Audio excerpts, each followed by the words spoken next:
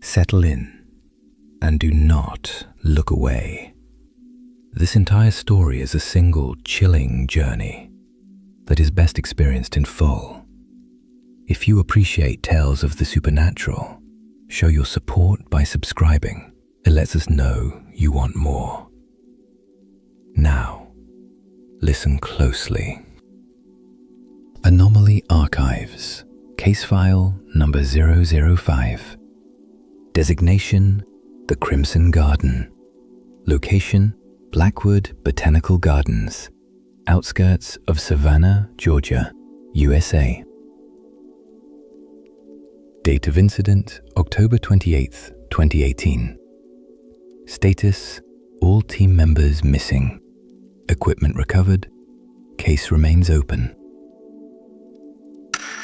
Case file number 5.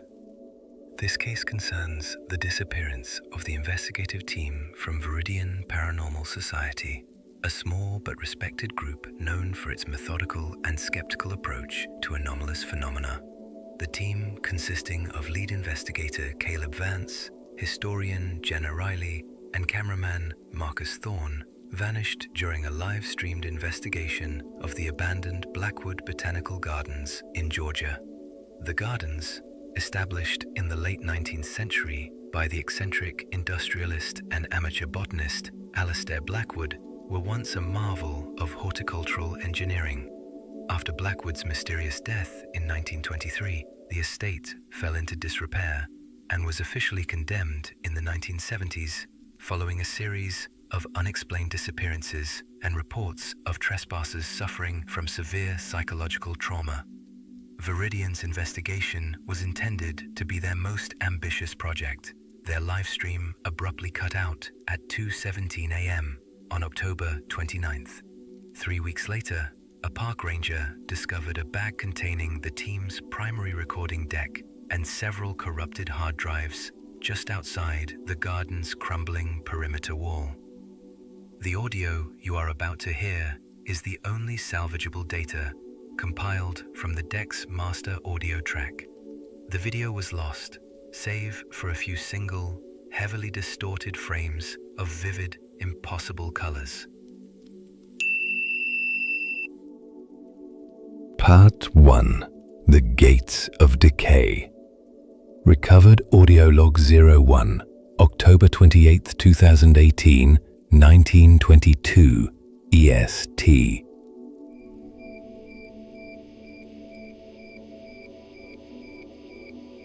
Mic check 1, 2. Mark, are we getting clean audio? Loud and clear, boss. Man, check out this gate. Looks like something out of a vampire movie. I think it just gave me tetanus. We're in. Veridian team has breached the perimeter of the Blackwood Botanical Gardens. For those just joining the stream, we've just passed through the main gates. The air here is thick, heavy. You can smell the decay. It's more than decay, Caleb. It's sweet, cloyingly sweet, like jasmine and rot all mixed together. And look at the Spanish moss on these oaks. It's the wrong color.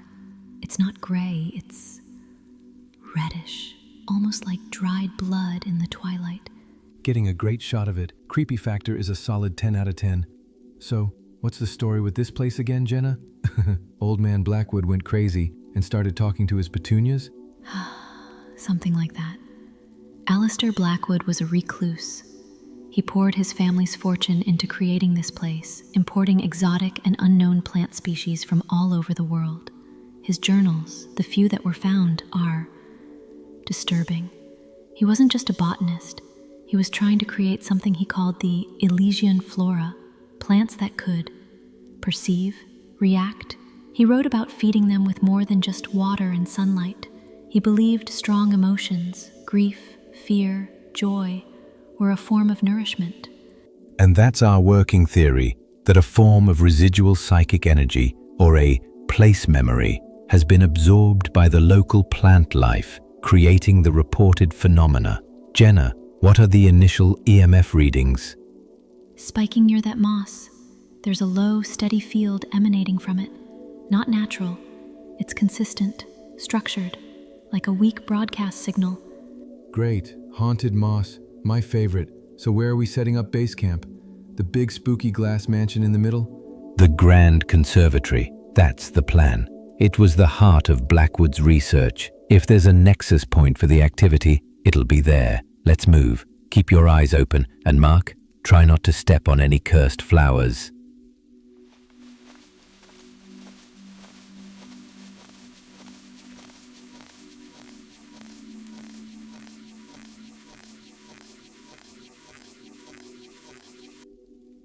Part 2. The Glass House Heart. Recovered. Audio log 03. October 28th, 2018, 21:03 EST. The acoustics change to a vast echoing space. The sound of dripping water and the rustle of unseen things. Caleb.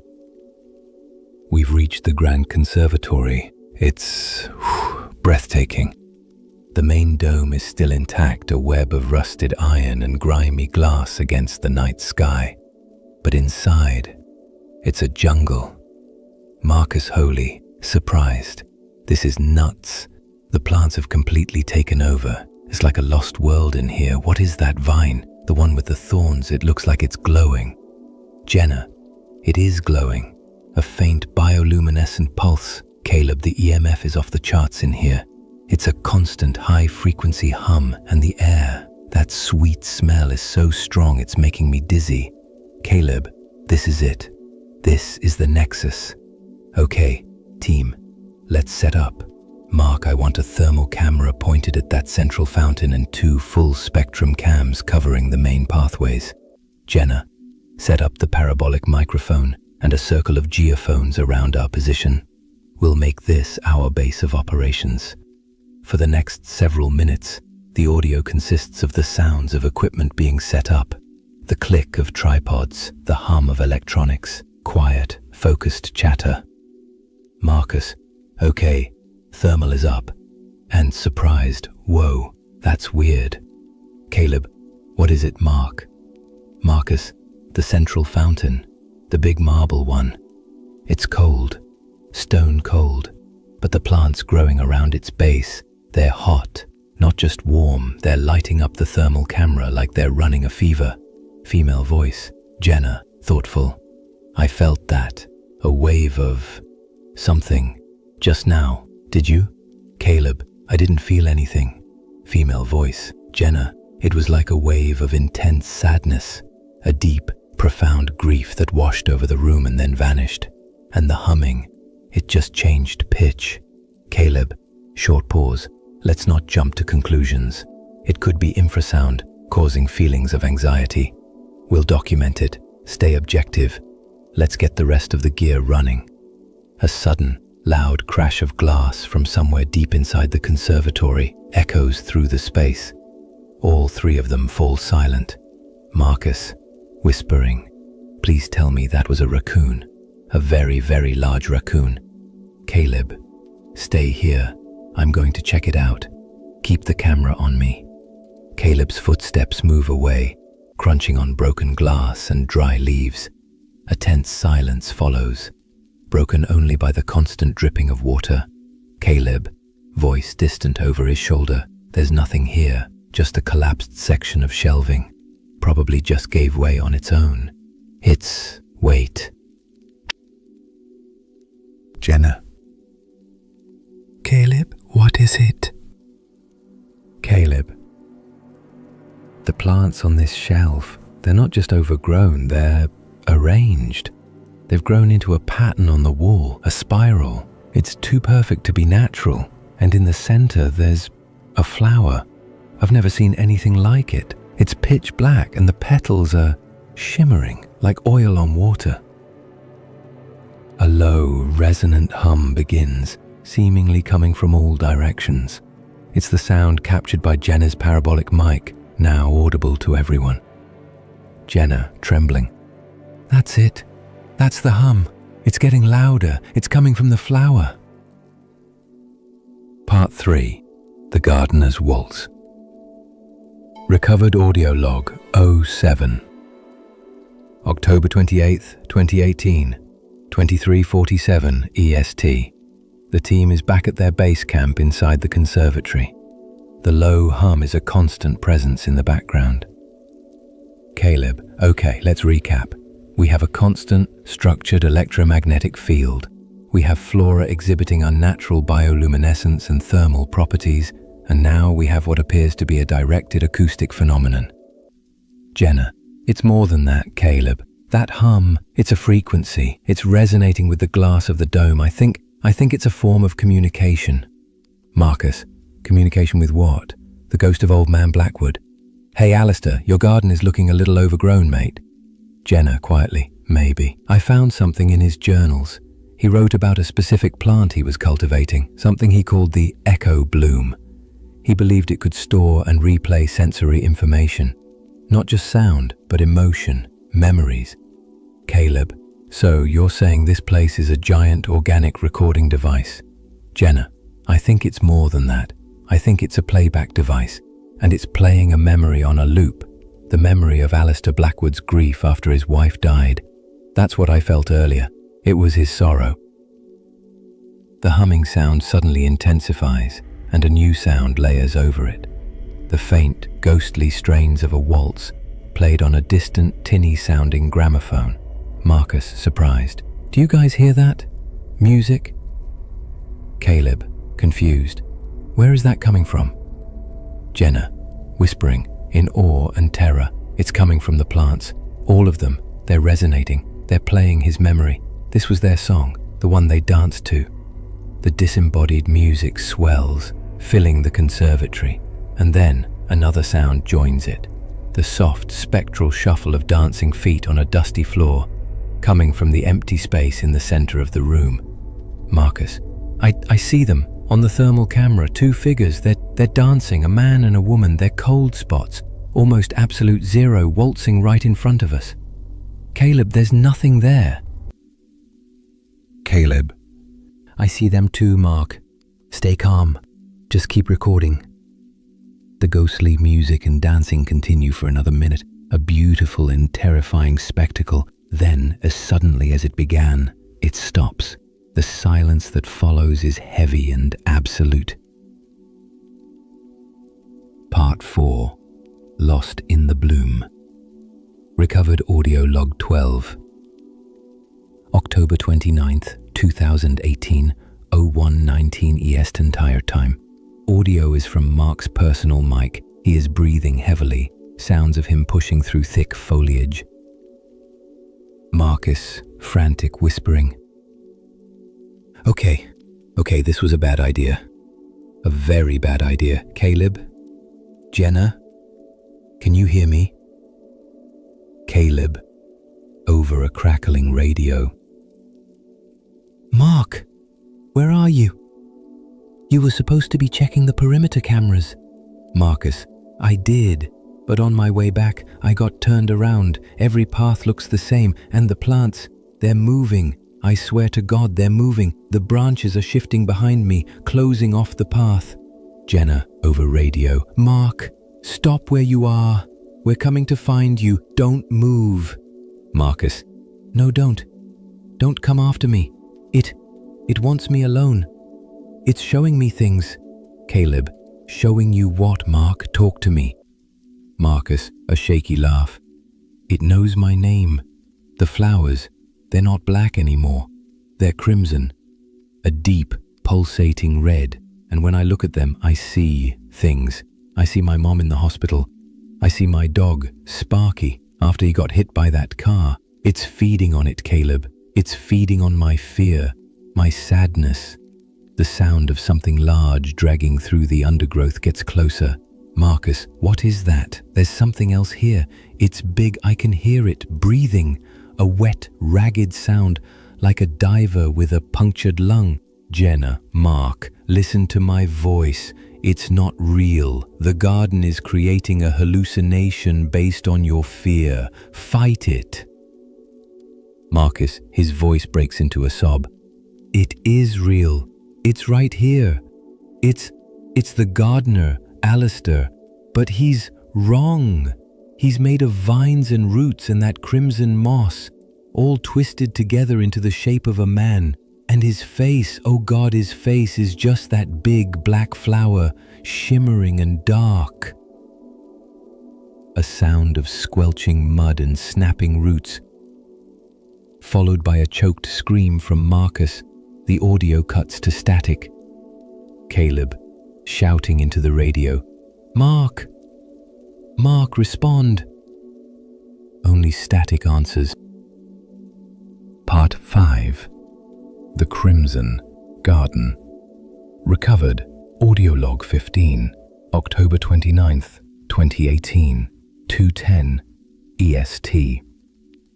Caleb's voice is grim, determined. He and Jenna are moving through the conservatory, their footsteps echoing. Caleb, determined. We're going after him. We're not leaving him behind. Jenna, strained. The energy is leading us. It's all flowing towards the center.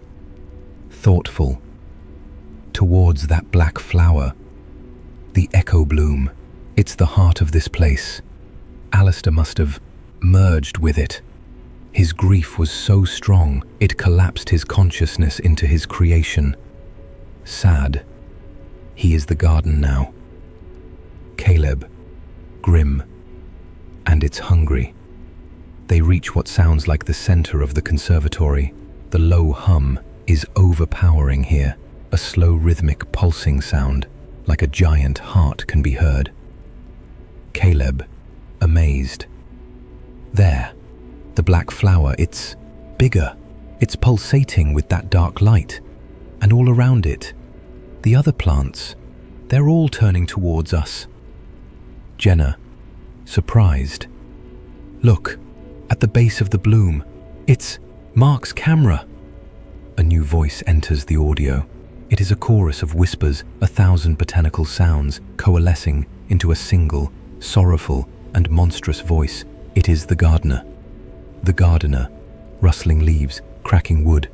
So, hungry, the soil is poor, needs more feeling, more memory.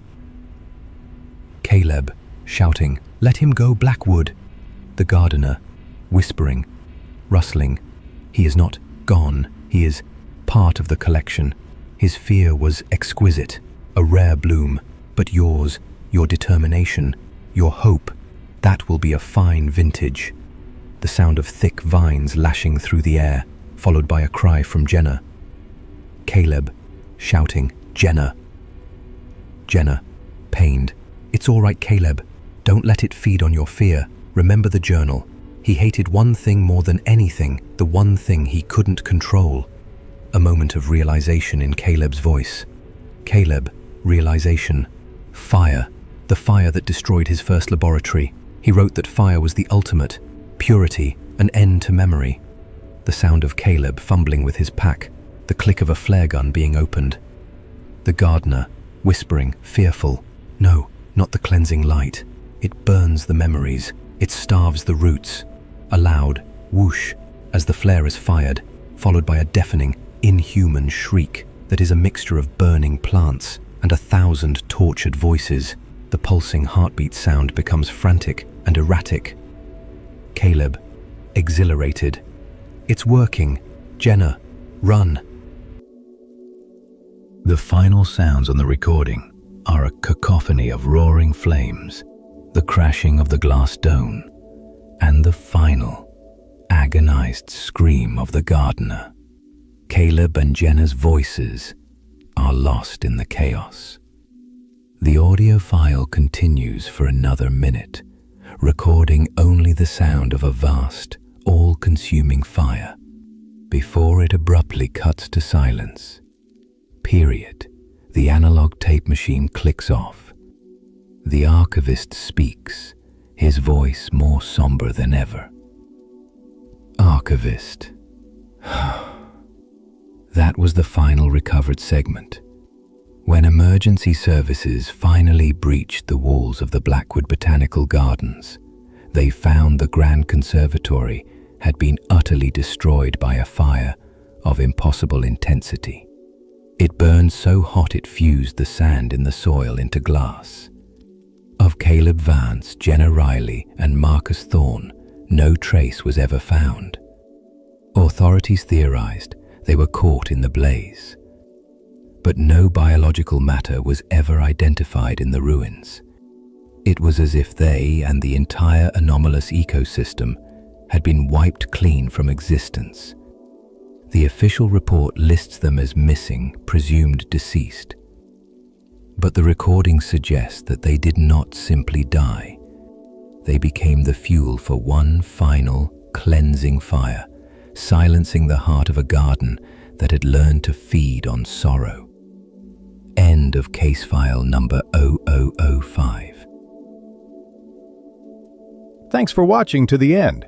We've got plenty more exciting videos coming your way, so make sure to subscribe so you don't miss out.